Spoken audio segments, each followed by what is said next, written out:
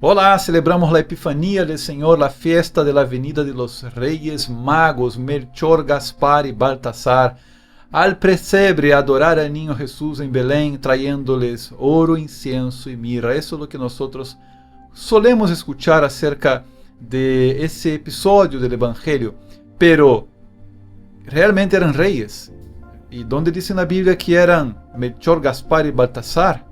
¿Y qué significa eso de estos regalos, oro, incienso y mirra? ¿Por qué hombres que vinieron de otro país que no era Israel supieran que este niño era Dios? ¿Cómo así?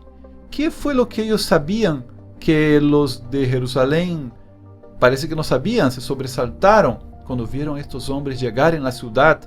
Hay muchas cosas acá en este pasaje bíblico que parece que si nosotros hacemos algunas preguntas, ¿será que tú sabes responder? Y mientras vas abriendo la Biblia en el Evangelio de San Mateo, capítulo 2, donde narra este episodio, yo te pido que vayas dándole un me gusta a este video, compartiendo de una vez con las personas que tú crees que pueden edificarse con todo este contenido aquí de mi canal. Y también al final deja un comentario que ayuda mucho también en conocernos y también a aumentar la difusión de este contenido valiosísimo de Biblia para católicos. Entonces vamos con esta reflexión sobre la Epifanía del Señor en la Biblia.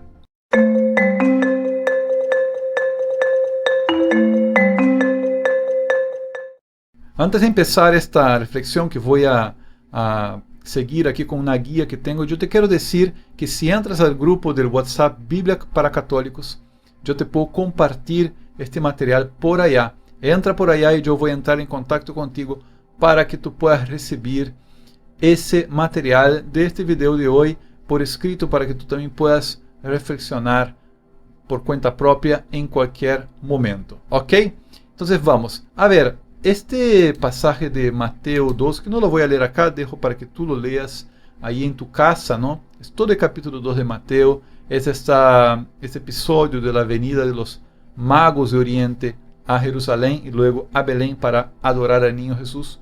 Tiene su origen en el Antiguo Testamento, ¿no? Concretamente en el libro de los Números. Y ahí nos podemos preguntar por qué motivo los magos emprendieron un viaje del Oriente hasta Judea, hasta concretamente Jerusalén y luego a Belén. ¿Dónde estaba el anuncio profético que hace referencia a esa estrella y al nacimiento del Dios, ¿no es cierto?, del rey que ha nacido, como ellos dicen, ¿no? ¿Y por qué ellos se movieron desde el oriente a Judea? ¿Qué fue lo que los motivó? ¿Quién había profetizado esto? Mira, yo te recomiendo que abras la Biblia en el capítulo 24 del libro de los Números, un libro importante en la Biblia, un libro que hace parte de la colección llamada Pentateuco, la ley, ¿no es cierto? Está allá en el capítulo 24, Números 24, versículo 17, la profecía que nosotros conocemos como la profecía de la estrella. Es parte de todo un relato sobre un hombre llamado Balaam. ¿Quién era Balaam? Balaam era un verdadero profeta, pero no era un profeta de Israel, era un profeta de un pueblo en las afueras de Israel, un pueblo extranjero, un pueblo llamado Moab, y que estaba por entrar en una batalla con Israel. Bueno, yo no voy a contar acá toda la historia del profeta Balaam, es una historia bastante interesante con aspectos muy peculiares. El punto es que este profeta Balaam es contratado por el rey Balac para hacer una maldición contra el pueblo de Israel. Recuerden, era de un pueblo extranjero que iba a entrar en batalla contra Israel, y el rey Balac, sabiendo de la fama de este hombre Balaam, lo contrata, le ofrece dinero. Balaam acepta esta misión por dinero y Dios interviene de una manera muy curiosa. Un ángel se le aparece en el camino, él no se da cuenta de que ahí está el ángel, pero su burra sí que se da cuenta. Entonces la burra se detiene en el camino, él golpea a la burra porque la burra no avanza, no entiende por qué la burra no avanza, y finalmente la burra le habla, ¿no? Es una cosa bastante así extraña, es un episodio único en la Biblia, ¿no? Ver en un libro histórico como es el libro de los Números a un animal hablando, ¿no?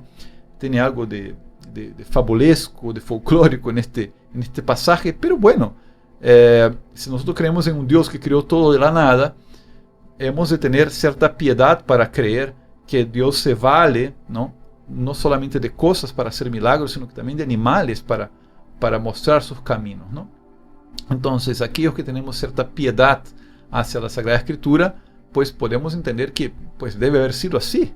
Esta bula le reprocha a Balaam diciendo: ¿por qué me pegas? Te serví toda la vida, ¿por qué me estás pegando? Y cuando Balaam se da cuenta de esta cosa tan inusitada, él percibe que está haciendo algo equivocado, Al digamos así, vender el don de la profecía por los intereses de un rey, él no se da cuenta de que está yendo en contra del verdadero Dios, del Dios que es espíritu y verdad.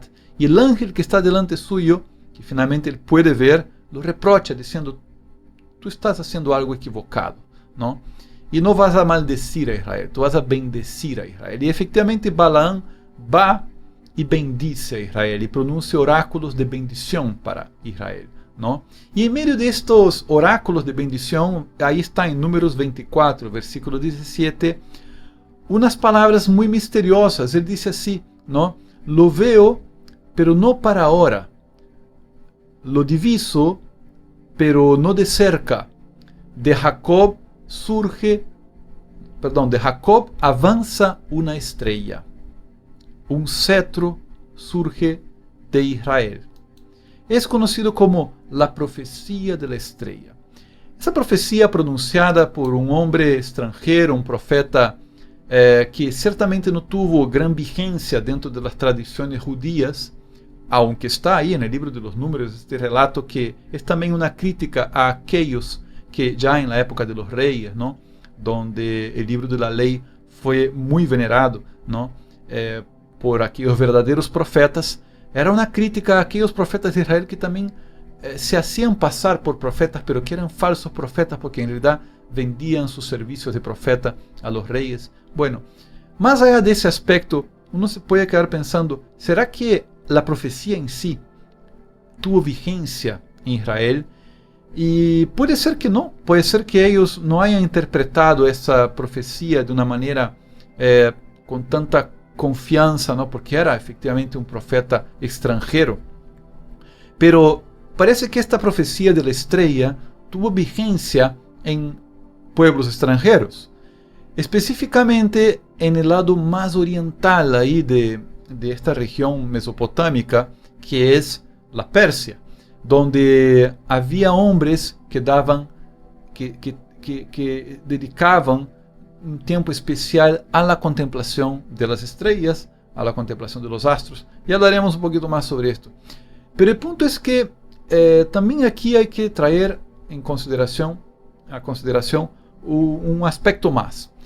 Es que muchos extranjeros, eso es una cosa que a veces no nos damos cuenta porque muchos de nosotros no estudiamos a fondo la historia, pero es verdad que la creencia en un Dios, a veces en un Dios en medio de varios seres poderosos celestiales, que también tenían una característica de semidioses, pero la creencia en un Dios estaba presente en algunos de los pueblos extranjeros también.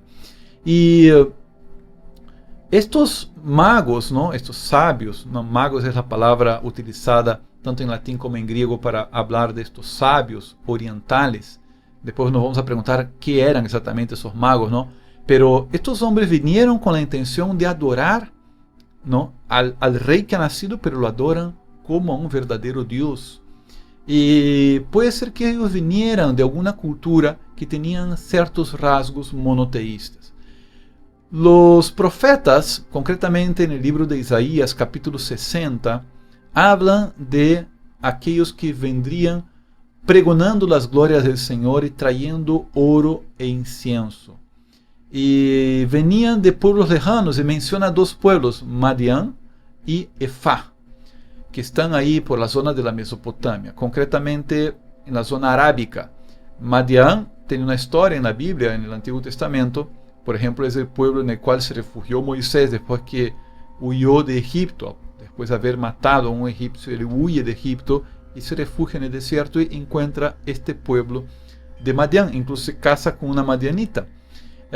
Madián también, después que Moisés saca el pueblo de Israel de Egipto al desierto, vai ser também um povo com quem Israel vai ter tensões, vai confrontar. Pero bueno, já posteriormente, na época de Isaías, mais ou menos 600, 700 anos depois, está estas palavras de Isaías que diz que vêm pregonando as glórias do Senhor e trayendo ouro e incienso de Madian e de Efá. No Salmo 72, versículo 10, também habla de que vendrían oferecendo tributos desde as islas de Tarsis, que são as islas do Mediterrâneo, de Arábia e de Sabá. De hecho, a reina de Sabá, um povo também aí do Medio Oriente, vino na época de Salomão, não solamente a visitar a Salomão, sino que também a rendir um culto ao verdadeiro Deus em Jerusalém. E Jesus mesmo habla de que esta reina de Sabá, no juízo final, será tratada com menos severidade, sendo ela estrangeira que aqueles judeus que não creiam em Jesus que era um povo instruído pelos profetas, pero que não creia no Messias, não? Então, Jesus habla de la dignidade e de la fé dessas pessoas de Sabá que adoravam ao Deus único.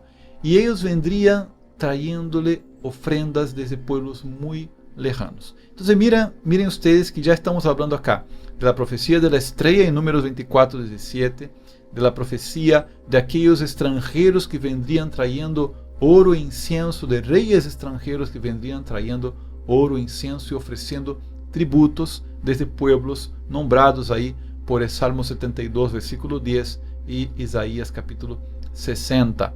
Então, todo isso nos vai construindo, digamos assim, aqueles anúncios de lo que nós leemos finalmente em Mateus capítulo 2, es decir, lo que ocorre em Mateus 2 já estava anunciado por Deus allá no Antigo Testamento. Agora, a grande pergunta é: por que os judíos, conhecendo a lei, conhecendo os profetas, conhecendo os salmos, não se percataram da presença dessa estrela? Não? Por que, se se percataram da presença de uma estrela diferente no cielo, por que não lhe deram importância? E por que os sábios ou magos do Oriente la tomaram como uma señal e empreenderam uma búsqueda, viaje, ¿no?, de su país hasta Judea. Vamos a pensar lo seguinte, ¿no? En el Oriente, en las religiones, así como les comenté, que pese a que pueden creer en un Dios creador y principio de todas las cosas, obviamente lo van a llamar con el nombre que ellos tengan en su país, ellos también creían que, por ejemplo, los astros tenían un rango de divinidad, ¿no? Y observaban los astros, incluso las constelaciones, como una combinación, digamos así, de estrellas que hacían con que eso rememorara o les hicieran regirse según algunas historias relacionadas con sus creencias. Por eso que estas constelaciones hasta el día de hoy tienen nombres relacionados con esas creencias antiguas que ellos tenían allá en el Oriente hace muchos y muchos siglos. Repito, estrellas con rango, digamos así, de divinidad, ¿no?, relacionadas con alguna divinidad, y las constelaciones relacionadas con las historias de esas divinidades, de esos seres que de alguna manera regían la vida de esos pueblos. Entonces, cuando un profeta extranjero como Balaam pronuncia que de Jacob avanza una estrella, un cetro surge en Israel, ¿qué significa eso para los pueblos extranjeros? Vamos a pensar, ¿no? El anuncio de una estrella, ¿no?, es el anuncio, por lo tanto, de la presencia de Dios o de la venida de Dios al mundo, ¿no? El aparecimiento de una estrella hace referencia ciertamente a que Dios está por manifestarse al mundo. Un cetro era signo de realeza, el cetro es el bastón que tenían los reyes, entonces signo de realeza. Entonces, el cetro y la estrella relacionadas con Israel, concretamente con el pueblo de Israel, es para ellos un anuncio de que un rey, un cetro divino, es una estrella, va a nacer en el pueblo de Israel. Y todos los oráculos, porque son 3 oráculos de Balaam en el capítulo ahí 23, 24 de la Biblia, el libro de los números, ¿no? Capítulo 23, 24 de números, tienen otras imágenes también que hablan de este rey poderoso, por ejemplo, la imagen de un león, la imagen de un héroe, ¿no? Que dominaría sobre el mundo. Es decir, Balaam anuncia la venida del Mesías, la venida de aquel que sería el Salvador del mundo en Israel. Entonces es posible, no estoy acá afirmando tajantemente, esos son, digamos así, reflexiones acerca de contenidos de la Biblia que nos hacen pensar en varias posibilidades, pero es posible, por lo tanto, que sabios y reyes extranjeros estuvieran en la expectativa de cumplimiento de esas profecías en Israel, ¿no? Y qué tanto eso se combinaba con las cosas en las cuales ellos creían en su propia religión, ¿no? Qué tanto tenía que ver con sus propias creencias de allá, que hiciera de alguna manera un vínculo con las profecías de Israel. Es decir, ¿por qué esta misteriosa estrella provocó que hombres vinieran de lejos, de otro país, de otra tradición religiosa, de otra tradición de idiomas, de costumbres? ¿Qué los movió? ¿Qué los provocó para que ellos pudieran salir de allá e ir a buscar este rey divino en Jerusalén? Es una buena pregunta, ¿no? Para entender eso tenemos que entender bien quiénes eran los magos, de dónde venían. Vamos a ver, magos es una palabra griega, en plural magoi, ¿no? Que da a entender, en su sentido etimológico de la palabra, algo sobrenatural. El origen de la palabra magos está en la palabra indoeuropea mag, que significa tener poder, ser poderoso, ¿no? Entonces, los romanos utilizaban la palabra latina magus para hablar de los hechiceros, de los brujos. Ellos miraban, digamos, a los que hacían brujería y les decían magos. Pero esta palabra magos en griego, magus en latín, son mal utilizadas cuando se refieren a los sacerdotes, por ejemplo, persas. Ellos se referían a los sacerdotes persas como magos. ¿Por qué? Porque los sacerdotes persas, o medos también le podemos decir, ellos practicaban una religión llamada mazdeísmo, también conocida como zoroastrismo, que es una de las primeras religiones del mundo, que surgió allá en esa región entre la India y el Medio Oriente, ¿no? Entre la India y la Persia, por ahí surgió el zoroastrismo, fundada por Zaratustra. Esa religión profesaba la creencia en un dios llamado Ahura Mazda.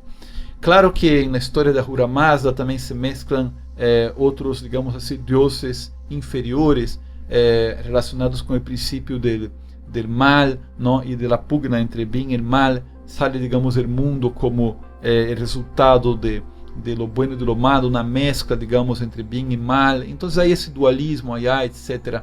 Pero dentro de todo, Mazda es el Dios supremo de Zoroastrismo.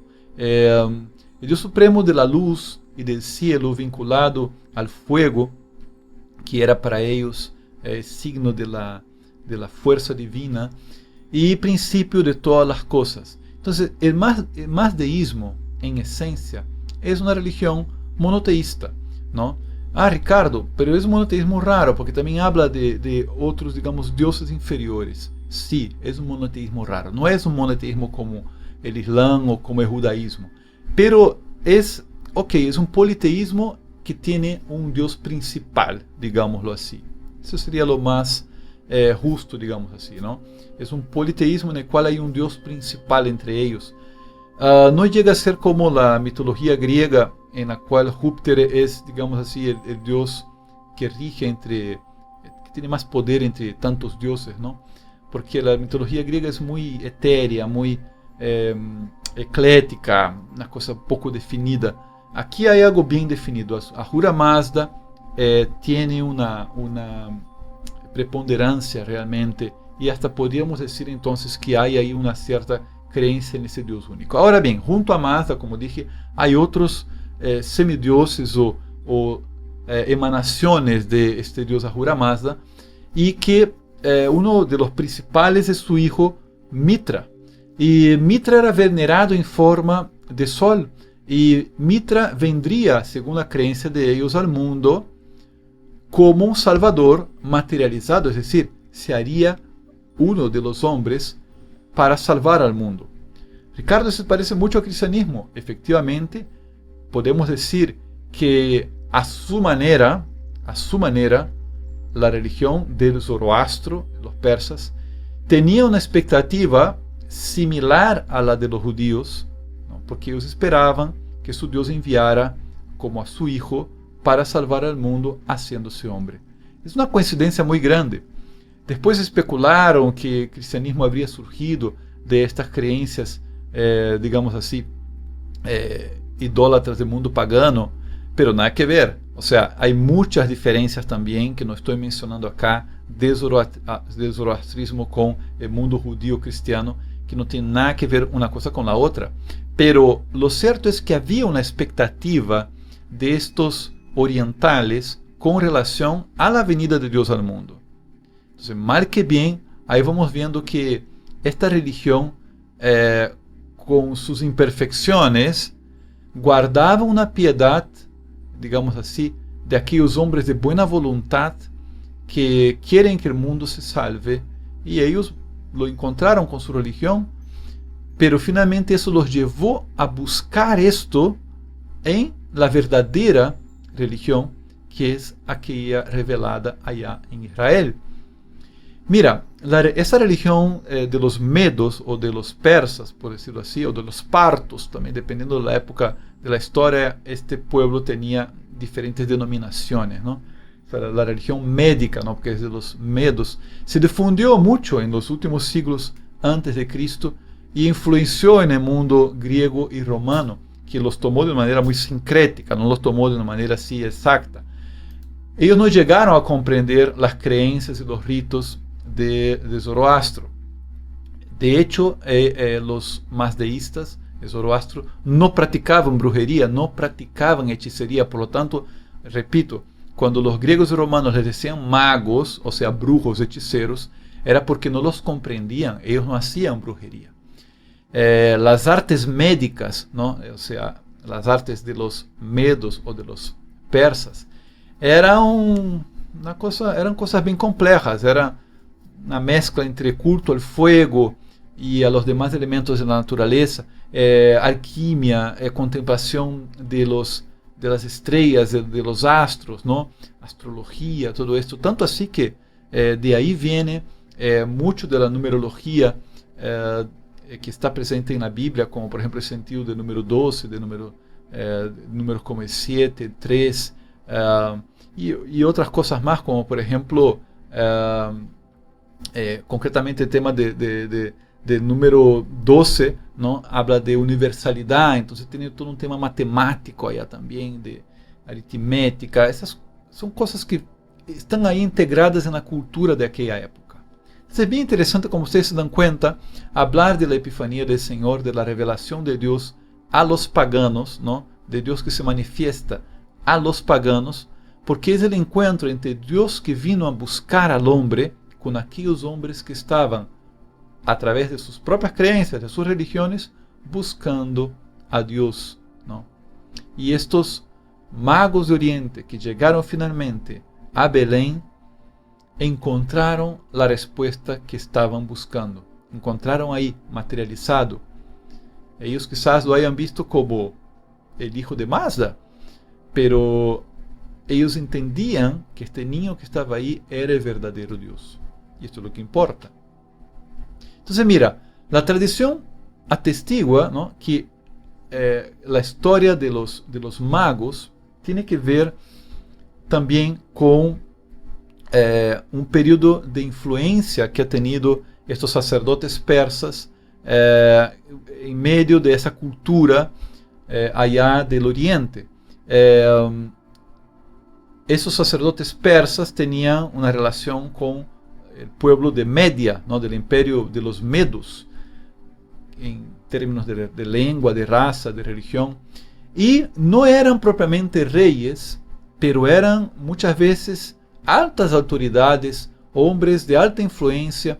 Mira, en el libro de Jeremías, capítulo 39, versículo 3, menciona, por ejemplo, una persona llamada Nergal-Sarecer, cuando los babilonios invaden Jerusalén, ¿no? Allá en el comienzo del siglo VI, la gran tragedia para el pueblo judío, ¿no? En ese momento que fue la invasión babilónica, no fueron propiamente ahí en primer momento los reyes, fueron los magos, fueron aquellos jefes superiores que eran como emisarios del rey, fueron en nombre del rey. Entonces, lo que quiero decir acá desde la tradición histórica es que estos sacerdotes medos o persas no eran reyes, pero eran hombres que tenían gran presencia en la política y en la cultura de aquella época. Tanto así que hubo un famoso mago, ¿no? Llamado Gaumata, que usurpó el trono de Persia y fue expulsado, ¿no? Fue después vencido por Darío I, que tomó el trono de este usurpador, ¿no? Mira la tamaña importancia que tenía estos magos en la política de los persas. Y bueno, siglos después, ¿no? Siglo III, segundo, primero antes de Cristo, ellos seguían teniendo todavía una presencia fuerte en la cultura persa. Entonces, mira, es muy relevante que Mateo, en el capítulo 2 del Evangelio, no haya utilizado la palabra reyes. Él no usó la palabra reyes. Si los magos fueran reyes, él hubiera utilizado reyes. Porque, claro, sería algo aún más impresionante, ¿no? Mateo usa la palabra magos. Y usa la palabra magos, pero la tradición ha entendido que estos hombres tenían un alto rango. Probablemente ellos venían en nombre de sus reyes. Eran como embajadores, cónsules, emisarios de sus reyes. Y para la tradición, ellos quedaron como reyes magos, ¿no? Pero probablemente eran altos funcionarios de reyes del Oriente, hombres piadosos, ¿no? Que podían ser dignos representantes de la piedad también de sus reyes. La iglesia, nosotros católicos, utilizamos la palabra reyes, no decimos la fiesta de los reyes magos, porque relacionamos también el pasaje de Mateo con el Salmo 72, que yo ya les mencioné poco antes ahora en el video. Salmo 72, versículo 10, que habla de que reyes venían de Tarsis, de Saba, de Arabia, trayéndoles tributos, trayéndoles ofrendas. Entonces ahí hay una acomodación litúrgica que ganó gran espacio, ¿no? En nuestro imaginario cristiano, en la tradición cristiana misma. Entonces, en conclusión, esta parte aquí histórica. Hacia la época de Cristo, había magos. ¿Dónde, Ricardo? ¿De dónde eran? Allá. Había en Siria, en toda la región mesopotámica, en Siria, en Persia, en Babilonia, había todavía magos de los tiempos antiguos. Entiéndase magos como aquellos sacerdotes persas que tenían grandes conocimientos y una religiosidad probablemente ligada al zoroastrismo.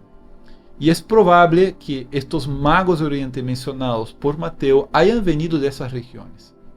Ahora bien, si venían solo de Persia, o si venían solo de Arabia, o si venían solo de Madián, o si venían de Siria, hasta los padres de la iglesia discrepaban sobre esos detalles, ¿no? Decían cosas diferentes entre ellos, pero claro que la unanimidad es que ellos venían de alguno o de algunos de esos pueblos. Mira, según, por ejemplo, San Justino, según Tertuliano o San Epifanio, los magos eran árabes, ¿no? Solo para darles un ejemplo. Pero la mayoría cree que ellos eran de la zona de Persia o Babilonia. Entonces, repito una idea final sobre esto acá, ¿no? Esos hombres, ignorantes de la religión revelada por Dios en Israel, ignorantes de la fe en el Dios único y verdadero, ¿no? Del monoteísmo auténtico de Israel. Ellos eran ignorantes de eso, ellos no creían en eso. Y aunque eran seguidores de una religión, a nuestro modo de ver, equivocada, una religión donde havia, um Deus Mazda, pero uma série de outros elementos que não compartimos desde nossa fé, estes homens buscaram a Deus e empreenderam um viaje que los levou al verdadeiro Cristo, não a Mitra, não al hijo de Mazda, sino al verdadeiro Deus hecho hombre, ¿no? Entonces es una historia realmente que ya comienza ahí fascinante, ¿no? Entonces, si ellos vinieron del Oriente, ¿cuál habrá sido su camino? Bueno, si miramos un mapa, ¿no? Yo aquí no les he traído un mapa, pero tomen un mapa ya del Medio Oriente, y si ellos vinieron de alguna parte del Imperio Parto, ¿no? Que en aquella época era ya por la Mesopotamia y la Persia, probablemente ellos vinieron por el desierto de Siria, ¿no? Que venía desde el río Éufrates, ¿no? Hasta la región de Siria, ¿no? Cruzaron ese desierto, vinieron por el río Éufrates, cruzaron el desierto de Siria, llegaron hasta Alepo o a Palmira, que son ciudades que están ahí por Siria, recorrieron el camino hasta Damasco, ya bajando hacia el sur nuevamente, y entraron por el río Jordán, cruzaron el mar de Galilea y pasaron por Jericó y subieron a Jerusalén. Isso deve haber sido la ruta de ellos.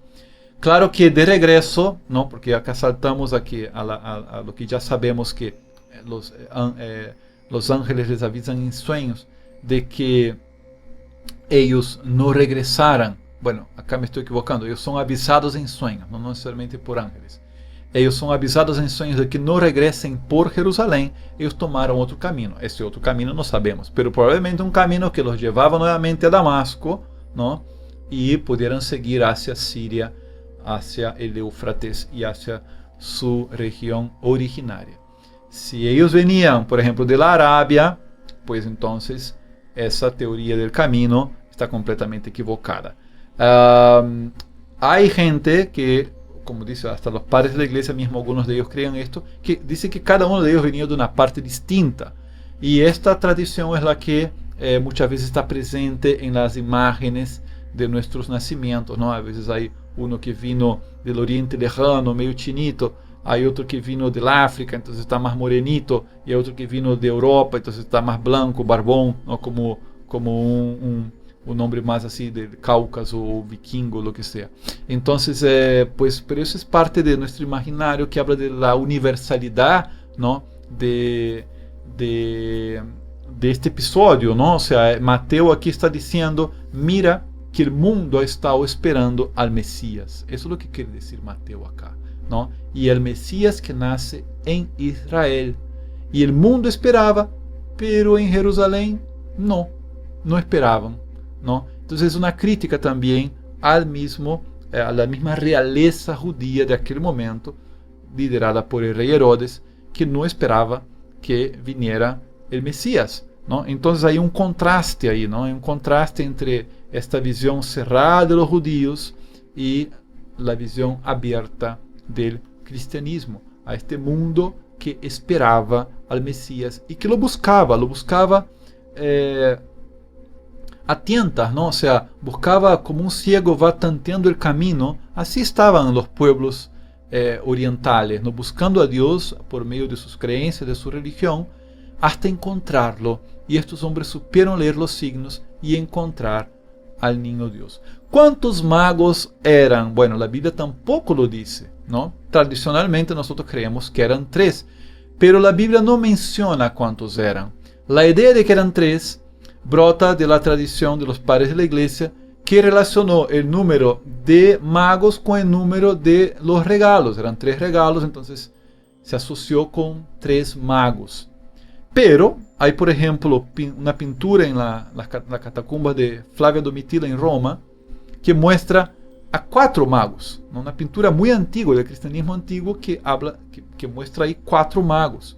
O un jarrón antiguo del arte cristiano que está guardado en el Museo Kircher, que muestra a 8 magos. Y la tradición oriental cree que eran 12 magos. 12, número de la universalidad, ¿no? Entonces, exactamente cuántos eran, no es unánime que eran 3, pero la tradición más común es que eran 3, y eso se deduce por el número de los regalos.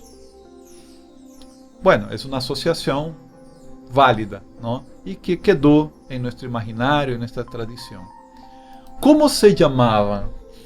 Bueno, aí hay algo interesante también, un dato más que abona el hecho de que eran tres, porque en la Acta de los Mártires, un documento muy antiguo, el Martirologio romano, se menciona el nombre de Gaspar, Melchor y Baltasar, e incluso se los consideraba santos y ya tenían las fechas de celebración de estos santos, que era el 1 de enero, el 6 de enero y el 11 de enero respectivamente, ¿no? 1 de enero Melchor, 6 de enero, 1 de enero Gaspar, 6 de enero Melchor y 11 de enero Baltasar respectivamente, ¿no? Entonces, pero hay variaciones de nombres según distintos lugares, según distintos idiomas, pero estos tres nombres, Melchor, Gaspar y Baltasar, quedó más difundido en el mundo de la Iglesia Latina por el Martirologio romano, el Acta de los Mártires, un documento importante también dentro de la tradición de la Iglesia.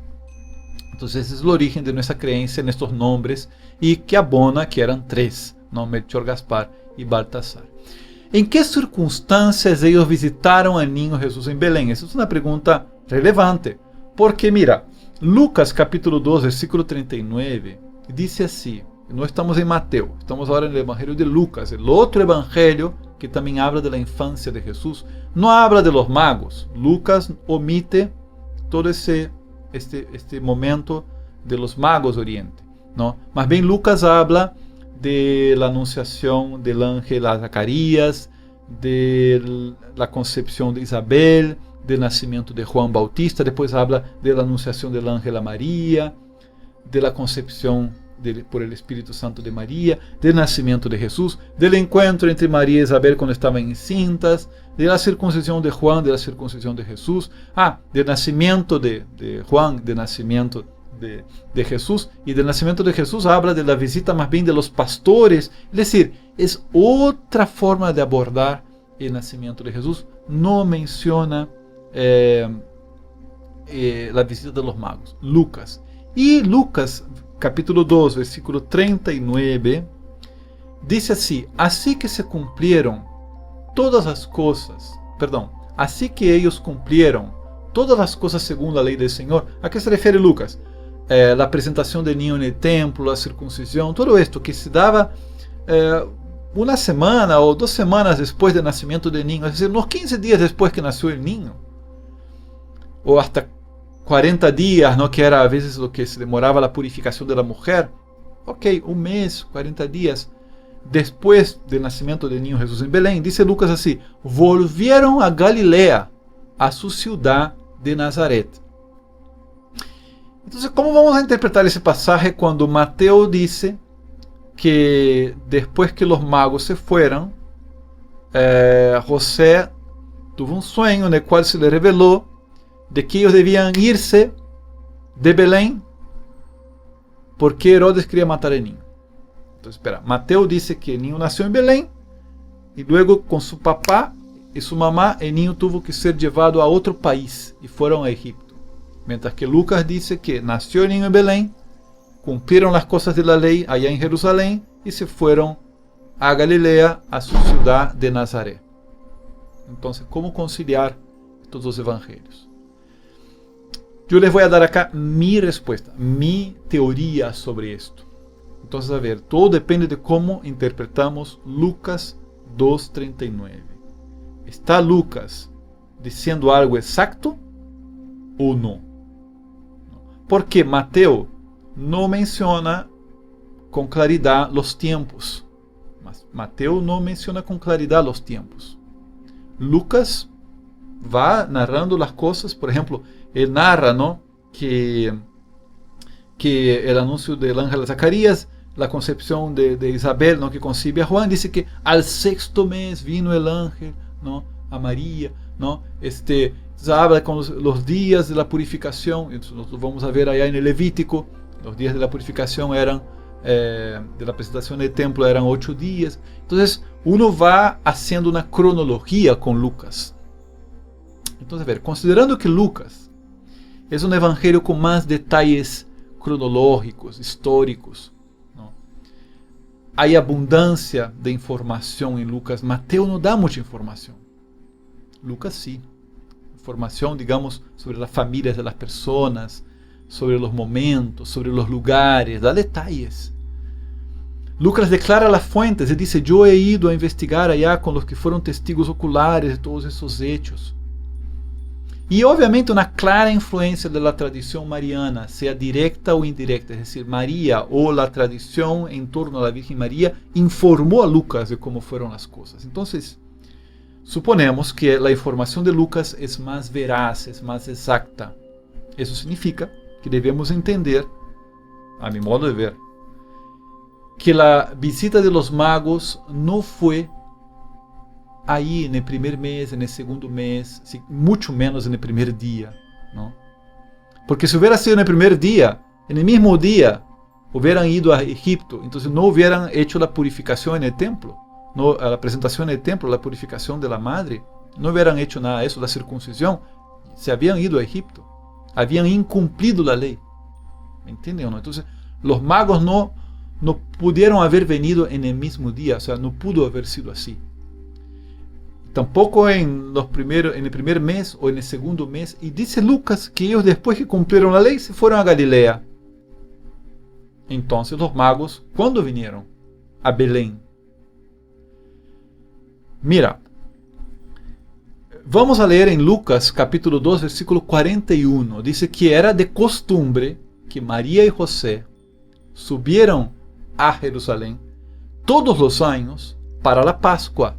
Entonces, si el niño Jesús, ponte, nació allá hacia, otra teoría también que en otro momento podemos hablar acá, en el curso sobre la Navidad, que ustedes pueden encontrar acá, también en mi canal, ustedes van a ver cómo ingresar a ese curso sobre la Navidad, pero allá yo explico que efectivamente el niño Jesús debe haber nacido en el invierno de Israel, hacia fines del mes de diciembre, nuestro mes de diciembre, o comienzo del mes de enero.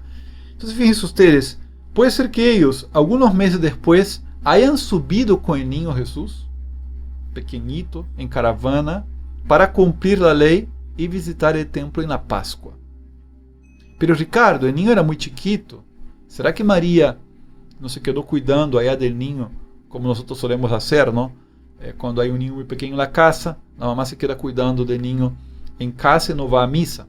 ¿Será que ellos llegaron a hacer esto? ¿O será que ellos realmente fueron todos los años, como dice Lucas, incluso ya en el primer momento, subieron con el niño Jesús de Galilea a las montañas de Jerusalén para la fiesta de la Pascua, algunos meses después? Si no fue en ese primer año, ok, en el segundo año, cuando el niño Jesús ya tenía más de un año de edad, subieron a Jerusalén para la Pascua. E acá vou inventar-me algo que poderia ser uma ficção, como também poderia ser uma realidade. Eles tinham parentes em Belém. Aqui a gente de Belém havia visto a Niño Jesus nascer. E Belém queda a poucos quilômetros de Jerusalém. Não será que em uma dessas idas a Jerusalém foram a visitar parentes em Belém e para que eles pudieran ver al niño um pouquinho mais grande, não? Aqueles niños que eles haviam adorado, não? Como Deus que ha nacido, quem sabe, não? O ponto é que é provável que poucos meses depois, ou um ano e alguns meses depois, a Sagrada Família haya ido com o Niño Jesus a Jerusalém e a Belém, que está aí muito cerca, de verdade. Você vai caminhando em coisa de menos, em algumas horas, você vai caminhando de Jerusalém a Belém, não? Poderia ser que incluso eles se quedaram hospedados em Belém quando iam a Jerusalém. Quem sabe? Tinham parentes em Belém. Era a família de José. Então, essa teoria, esta história meio inventada, pero que tem muito de realidade, nos permitiria compatibilizar os relatos. Porque poderia ser que, então, meses depois que havia nascido o Niño Jesus, já vindo de Galilea com seu papai e sua mamá bebito, haya ido a Belém, e aí hayan chegado os magos, não? Sabemos todo o recorrido. Os magos chegaram a Jerusalém, foram ao palácio de Herodes, perguntam onde está o rei que ha nascido, hemos venido a adorá-lo. Herodes, como que espera, que é esto de rei, empieza a averiguar. A profecia diz que Miqueas, não, dizia que Jesus o Messias ia nascer em em Belém. Então andem ustedes, depois venham e digam-me onde está para ir também adorá-lo, não? Sabemos que era pura mentira de Herodes. Então vão os magos a Belém. Ahora bien, dice que Herodes, ¿no? Mateo comenta que Herodes calculó, ¿no? Llegó a precisar el tiempo de la aparición de la estrella. Eso está en Mateo 2:7, porque empezó a preguntar a los magos, ¿cuándo les apareció esa estrella? ¿No? ¿Cuándo les ha aparecido esa estrella? Él logró calcular cuándo había aparecido la estrella. Y más adelante, en el capítulo 2, versículo 16, dice que mandó matar a todos los niños de 2 años para abajo, según el tiempo que había precisado por los magos. Es decir, si el niño Jesús era menor de 1 año, Herodes hubiera mandado matar a los niños menores de 1 año. Pero si el niño Jesús ya tenía más de 1 año, entonces se justifica que Herodes mande matar niños menores de 2 años.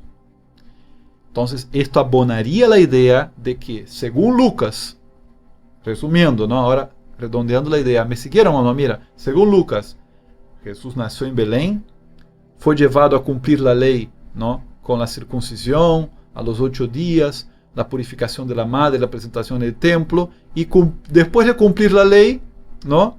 Él subió a Galilea, él se fue a Galilea, a su ciudad de Nazaret. ¿Es cierto?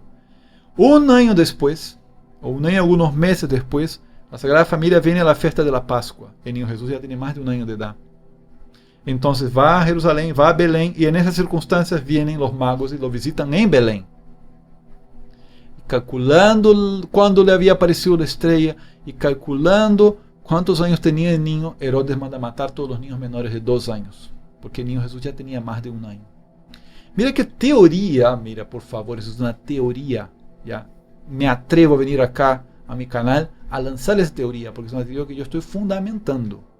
Pero compatibilizaría los 2 evangelios, según los datos del mismo evangelio, ¿no? Y nos haría pensar entonces qué habría sido esa estrella. Porque si es una estrella que les ha brillado hace más de 1 año, ¿no? Entonces, ¿qué sería esa estrella? Nos podemos imaginar, ya se hicieron muchas preguntas sobre la naturaleza de esa estrella.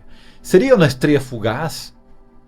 Algunos dijeron, no, esa estrella era la miríada de ángeles, que en Lucas dice que los ángeles aparecieron como un ejército en el cielo y cantaban gloria a Dios en el cielo, en la tierra paz a los hombres de buena voluntad, ¿no? Los ángeles que se parecen a los pastores. Eso debe haber sido un brillo muy grande en el cielo, ¿no? Si nosotros imaginamos a los ángeles como seres brillantes, entonces debe haber aparecido en el cielo una luz fuerte.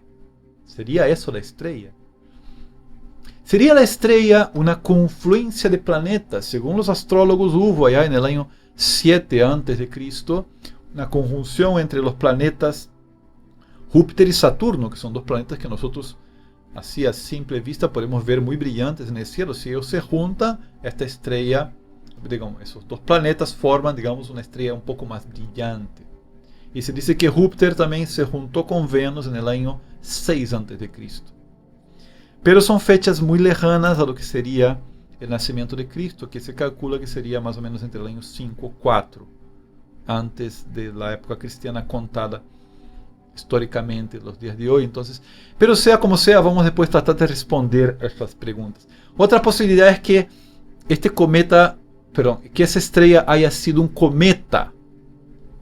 De hecho, no fue el Halley, ¿no? Porque no, según los astrólogos no coincidiría. Y el Halley es el cometa que más brilla cuando pasa por la Tierra y pasa de 76 en 76 años. No sería un cometa. ¿Qué otro cometa podría ser? ¿Quién sabe, no? Fue un cometa.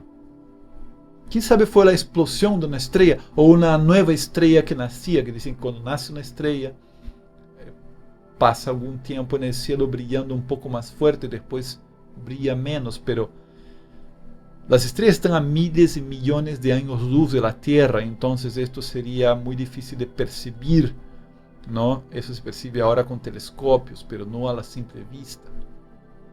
¿O sería un fenómeno al 100% sobrenatural, novedoso, inexplicable? La respuesta estaría si nosotros nos preguntamos por cuánto tiempo habrá brillado essa estrela. Se for uma estrela fugaz, sabemos que uma estrela fugaz dura um segundo, não? Um segundo. Não seria uma estrela fugaz. Se for uma confluência de planetas, não?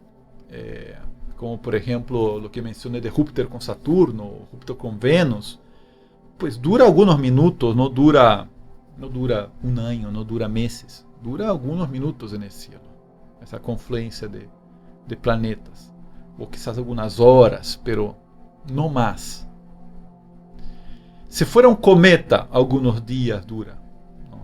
Dura alguns dias. Um meteoro, uma estrela fugaz, alguns segundos, ou alguns minutos. Há uns dias eu mesmo vi um meteoro que se caía durante o dia, lo tenho filmado aqui em minha cidade, até chamei a minha família para que lo viera e lo filmamos. Era um meteoro que se caía durante o dia e que se ia deshaciendo. Se deshizo nesse cielo. Durou alguns minutos.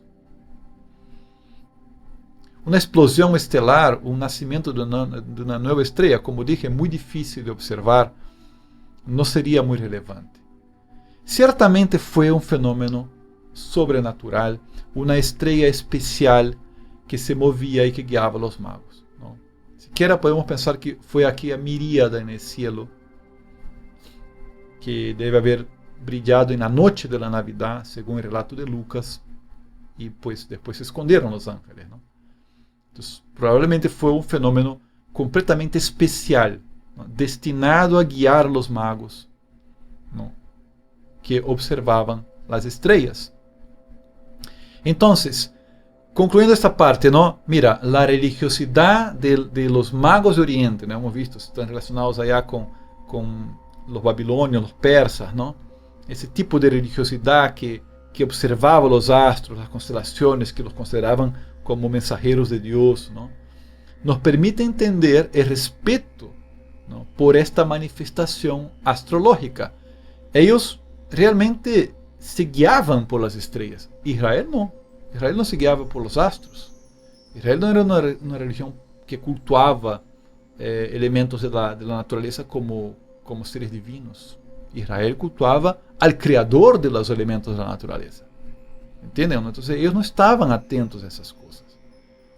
Então, aunque não existe, e seria impossível que exista, não? Uma evidência científica desse fenômeno, seria impossível encontrar uma evidência científica se é um fenômeno sobrenatural, não? Que está narrado em Mateus 2. Tampouco existe uma fonte extrabíblica, não? Que pueda confirmar essa narração da estrela. Podemos encontrar em ela uma coerência com dados históricos da religiosidade dos paganos, da cultura dos paganos e dados da política da época, não? Este relato tem coincidências históricas. Tampouco é um relato fantástico. O único assim que aparece como algo sobrenatural aí é essa estrela que guia. Não? Todo o demais é algo que coincide muito com o contexto histórico, cultural e político da época. E finalmente, não? Para concluir já este vídeo, que foi da vida dos magos? Que foi da vida de los magos? Há uma tradição aí muito antiga, não? Que la podemos ler por exemplo, la Acta de los Mártires, ou ahorita vou mencionar outras fontes, não? Pero se diz que os magos, depois que retornaram a sua pátria, eles predicaram o que eles haviam visto. E quando Tomás, o santo que, segundo a tradição, se dirigiu hacia o Oriente, incluso fundou comunidades na Índia, não? Tomás, aquele que dudou, não? Aquele que quis tocar as llagas de Cristo, é esse Santo Tomás. Segundo a tradição e incluso alguns vestígios históricos, ele foi hacia essa direção, hacia o Oriente e hacia a Índia. Segundo a tradição, Tomás bautizou a los magos. Eles finalmente se convirtieron al cristianismo y trabajaron mucho para propagar la fe en Cristo. Y como les comenté, é um escritor posterior ao século VI, não? É uma obra que São Juan Crisóstomo menciona, não? É uma obra, digamos assim, comentário ao Evangelho de São Mateus. Esse escritor do século VI conta essa história. Ricardo, pero são mais de 500 anos depois de Cristo. Bueno, pero essa é a tradição, são tradições que perduraram a lo largo da história, não? E São Juan Crisóstomo la recorre e nos la traz. E esse autor do século VI admite que se basou em um livro apócrifo. Isso hay que mencionarlo, não? Hay que ser honestos intelectualmente, que ele se basou em um escrito apócrifo chamado Livro de Set. E escreve que, pues, sabem que há algo de leyenda sobre isto também. Os mesmos antigos sabiam que havia algo de leyenda nessa história do bautismo de Tomás a los magos de Oriente. Agora bem, na Catedral de Colônia, allá em Alemanha, se cultiva um huesário, não? Um relicário onde estão os huesos, os restos mortais de estes magos, de Melchor, Gaspar e Baltasar, que eram venerados como santos, como mencionei, desde a antiguidade. Dizem que esses restos mortais foram descobertos em Pérsia, depois levados a Constantinopla por Santa Helena, na época do imperador Constantino, e logo levados a Milão no século V, e no século XII foi levado a Colônia, em Alemanha, e aí permanece na Catedral de Colônia, aqui a catedral, não, que sobreviveu aos ataques das bombas durante a Segunda Guerra Mundial, não, que é a imagem impressionante que há, não, de toda uma cidade destruída e uma catedral que sobrevive. Essa é a Catedral de Colônia, não? E aí estão os restos mortais, supostamente, de Melchor, Gaspar e Baltasar, ou San Melchor, San Gaspar e San Baltasar, segundo esta tradição que venera a estes reis magos bautizados por Santo Tomás el Apóstolo, ¿no? Que evangelizó el Oriente. Entonces, amigos y amigas, esto es un poquito, eso fue la clase de hoy sobre los magos de Oriente, ¿no? Y quien quiera, pues, según la tradición, venerar, ¿no?, piadosamente a estos hombres como santos, como bautizados, como evangelizadores, pues ahí está, ¿no? Ahí están los motivos por el cual lo pueden hacer. Estoy seguro que no se van a digamos así, esto no les va, digamos, a alterar en gran parte su esencia de la fe, que es lo que dice el Evangelio, ¿no? Que estos hombres, sean ellos 3 o 4 o 5 o 8 o 12, estos hombres piadosos del Oriente, eso es lo que importa, ¿no? Buscaron al Señor desde su religiosidad imperfecta, ¿no? Y encontraron al verdadero y único Dios hecho hombre. Eso es lo más importante, eso es lo que nosotros celebramos en esta fecha, y también con nuestro corazón humilde, pecador, imperfecto, con nuestras debilidades, con nuestra falta de fe muchas veces, nosotros también queremos en esta Navidad postrarnos delante del Niño Jesús, adorarlo y entregar nuestros propios regalos, lo mejor que tengamos para Él, ¿no? Y solo un último detalle, oro e incienso eran, según las religiones orientales, signos de la divinidad, ¿no? El oro estaba relacionado con el sol, que era para ellos un ser divino, un semidios, ¿no? Era el metal precioso en la tierra que era tenía una relación directa con Dios, ¿no? El oro, entonces es oro no solamente porque es rey, sino que porque es Dios también. Incienso porque es Dios, el incienso se quema, ¿no?, en la oración a Dios. Y ahí lo que aparece como algo así un poco disruptivo es la mirra, que siendo también un material muy valioso, ¿no? Uno se pregunta ¿por qué la mirra? Es que la mirra es signo también de inmortalidad, ¿no? Es aquel bálsamo que se echaba sobre los muertos para prepararlos para la inmortalidad. Entonces, claro que aparece como algo disruptivo por el hecho de que es un niño que acaba de nacer, pero que ya se le anuncia su muerte. Entonces, la profecía decía incienso y oro, pero el evangelista dice que también había mirra, ¿no? Ya mencionando los sufrimientos que él tendría que padecer. Entonces, mira, esos son los signos, son los significados que hay ahí en ese pasaje bíblico. lancé aquí algunas teorías que, bueno, tienes el derecho de discrepar, cuestionar, pero ¿qué te ha parecido? ¿No? ¿Qué te parece este relato de Mateo 2? Pon acá en los comentarios qué te parece, me va a dar mucho gusto saber lo que tú piensas. Lo único que te pido es que, así como yo voy a respetar tu opinión, que también trates con respeto mis propias opiniones, porque es respetándonos que nosotros vivimos antes que nada el cristianismo y podemos también crecer juntos en la fe. Entonces eso es todo, me voy quedando por acá, espero que hayan aprovechado mucho este video, hasta la próxima.